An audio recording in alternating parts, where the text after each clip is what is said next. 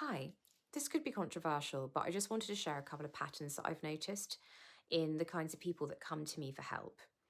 And the people that have been taking antidepressants, antipsychotics, or benzodiazepines, and they've ended up harmed on this medication.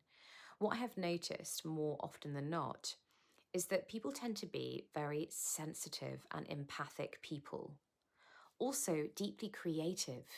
So it's the creative types, it's the sensitive types that I tend to get coming to me.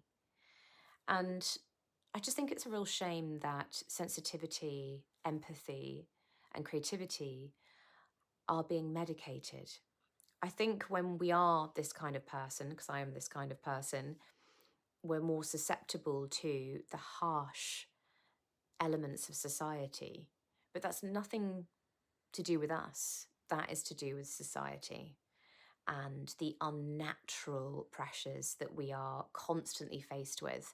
And especially if you're sensitive and creative, because creativity isn't currently celebrated as much as it should be in our schools, in the way that we are taught, in the jobs that we are told are sort of going to make us loads of money and they're going to be more stable. You know, creativity is this thing where it's like, well, if you do that, you're not going to have a stable income or you're just going to be a poor artist, etc., etc.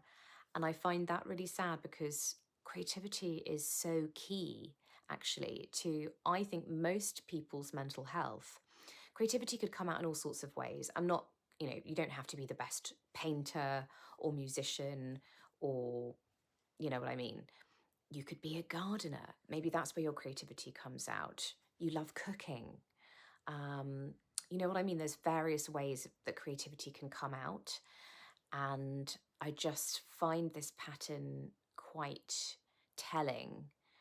I feel like if we were supported in our creativity more, our mental health would be better.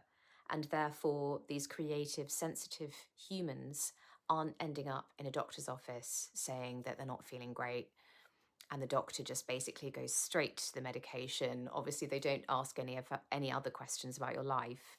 And all of a sudden, you end up on a medication, given all these diagnoses that you're, anxiety disorder, bipolar personality disorder.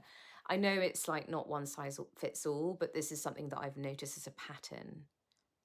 And I just want creativity to be celebrated, and sensitivity is strength. Those are my thoughts of the day.